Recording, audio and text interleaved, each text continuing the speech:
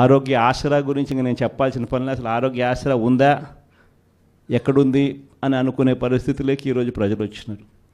104, 108 phone number కొట్టినా కూడా ambulance వస్తుందన్న నమ్మకం లేదు. వాళ్లకు బకాయిలే, వాళ్ళు స్ట్రైకులు, ధర్నాలే. ఇలా సిస్టమేటిక్గా చదువులైతేనేమి, వైద్యం అయితేనేమి, ధాన్యం కొనుగోలు, చివరికి ధాన్యం కొనుగోలు పరిస్థితి కూడా ఎలా ఉంది అంటే దళారీలు కొనేదాకా ప్రభుత్వం అడుగు ముందుకు వేయడానికి సిద్ధంగా లేదు. ఈరోజు ధాన్యం కొనుగోలుకు ఎంఎస్పి 1720 రూపాయలు అయితే ఈరోజు రైతులు 300 రూపాయలు తక్కువ రేటుకు ఇదే మీ కృష్ణా జిల్లాలోనే అమ్ముకునే పరిస్థితిలో ఈరోజు రైతులు ఉన్నారు.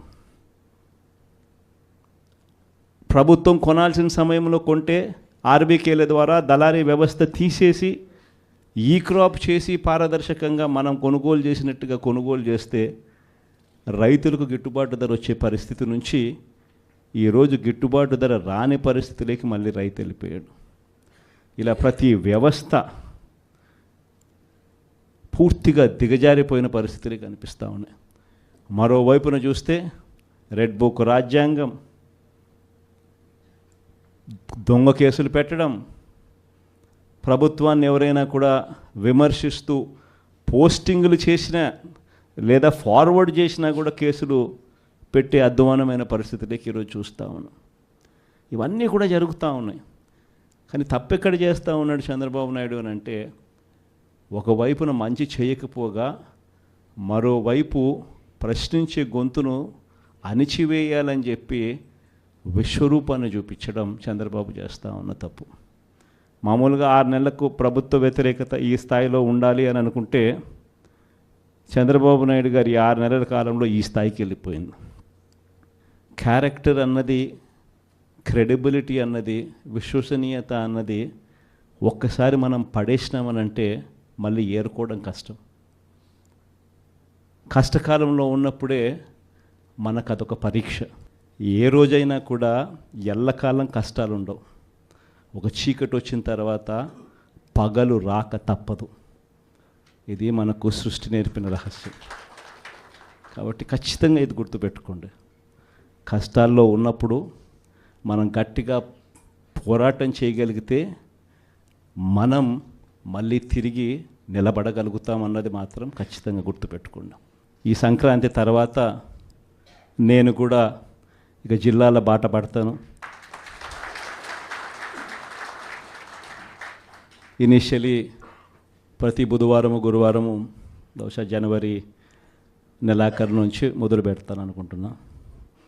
ప్రతి వారం బుధవారం, గురువారం నేను కూడా జిల్లాల్లోనే పడుకుంటా.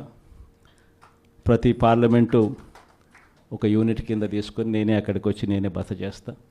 బుధవారం అంతా కార్యకర్తలతో 3 కాన్స్టిట్యున్సీసు, గురువారం అంతా మరో 4 కాన్స్టిట్యున్సీసు కార్యకర్తలతోనే మమేకమయ్యే కార్యక్రమాలు, పూర్తిగా కార్యకర్తలకి కేటాయింపు చేసే కార్యక్రమాలు చేస్తాం.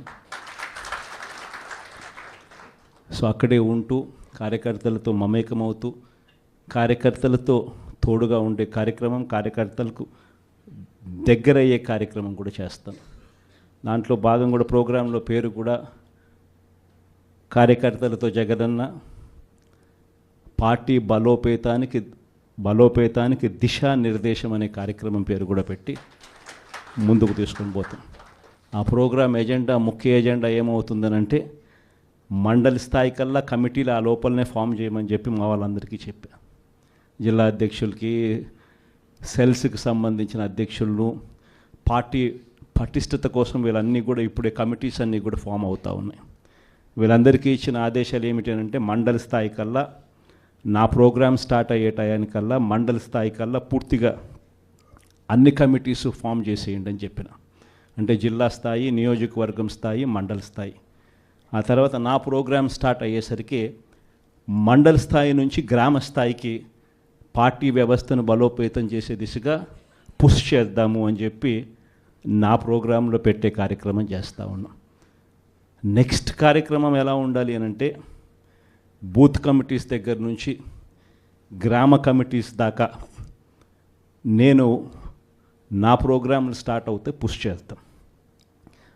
చివరికి ఏ స్థాయికి మన ప్రోగ్రాములన్నీ కూడా వెళ్ళిపోవాలనంటే, మన పార్టీ ఏ స్థాయిలోకి ఆర్గనైజ్ స్ట్రక్చర్లోకి వెళ్ళిపోవాలి అని అంటే, రేపొద్దున ప్రతి కార్యకర్త గ్రామ స్థాయి నుంచి ఎమ్మెల్యే ఎంపీ స్థాయి దాకా కూడా ప్రతి ఒక్కరికి ఒక ఫేస్బుక్ పేజ్ ఉండాలి, ఒక ఇన్స్టాగ్రామ్ పేజ్ ఉండాలి, ఒక వాట్సాప్ ఉండాలి, యూట్యూబ్లో కూడా పోస్టింగ్ చేసేవి ఉండాలి. ఎక్కడ ఏం జరిగినా కానీ టకాన్ తీయడం, పెట్టడం, ఏం చేయాల్సిన పనుల జరుగుతూ ఉన్న అన్యాయాన్ని తీయడం, పెట్టడం. ఏ లెవెల్ ఆఫ్ రెవల్యూషన్ జరుగుతుందనంటే, ఒక సంవత్సరం ఈ నుంచి ఒక సంవత్సరం పోయిన తర్వాత గ్రామంలో చంద్రబాబు నాయుడు గారిని, తెలుగుదేశం పార్టీని క్వశ్చన్ చేస్తూ ప్రతి ఇంట్లో నుంచి వాయిస్ రావాలి. అది మనం చేయాలి, మన కార్యకర్తలతో మనమంతా కలిసికట్టుగా చేయించాలి. ఏమైంది మా సూపర్ 6లు, ఏమైంది మా సూపర్ 7లు, ఏమైంది మాకు చెప్పిన మాటలు అన్న దగ్గర నుంచి ప్రశ్నల వర్షం మొదలవుతే, ఏమైంది మా స్కూలు, ఏమైంది మా హాస్పిటలు, ఏమైంది మా పంటల కొనుగోలు పరిస్థితి, ఏమైంది మా ఆర్బీకే కాడికి ప్రతి ప్రశ్న ప్రతి గ్రామం నుంచి కూడా లేయాలి. ఇవన్నీ కూడా రాబోయే రోజుల్లో అడుగులు వేగంగా వేస్తూ ముందుకు పడాలి. ఇది జరగాలి అని అంటే క్రియాశీలకంగా మండల స్థాయిలో ఆ పాత్ర, మున్సిపాలిటీ స్థాయిలోనూ, మండల స్థాయిలోనూ, మున్సిపాలిటీ వార్డ్ స్థాయిలోనూ మీరు చేయబోయేది చాలా చాలా క్రిటికల్ రోల్ అవుతుంది. లాస్ట్ టైం మనకు 151 ఎమ్మెల్యేలు మనకు వచ్చినాయి. ఈసారి 151 కాదు, తెలుగుదేశం పార్టీని ఈసారి సింగిల్ డిజిట్లకే కన్ఫైన్ చేసే పరిస్థితిలోకి తీసుకొని రావాలి. ఖచ్చితంగా దేవుడు మనతో ఈ పని చేయిస్తాడన్న నమ్మకం నాకుంది.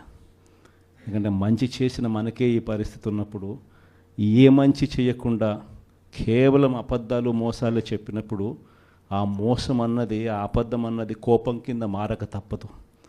ఆ కోపం రెట్టింపు అవుతుంది. ఆ కోపం ఒకవైపున రెట్టింపు అవుతుంది, ఒకవైపున మన మీద ప్రేమ, అభిమానాలు అంతే స్థాయిలో రెట్టింపు అవుతాయి ఇటువైపున. కాబట్టి ఖచ్చితంగా ఆ రోజు కూడా ఖచ్చితంగా మనం అంతా కూడా ఖచ్చితంగా చూస్తామని కూడా ఖచ్చితంగా దేవుని మీద నమ్మకంతో నేను చెప్తా ఉన్నా. ఇవన్నీ మీతో పంచుకున్నందుకు చాలా సంతోషంగా ఉంది.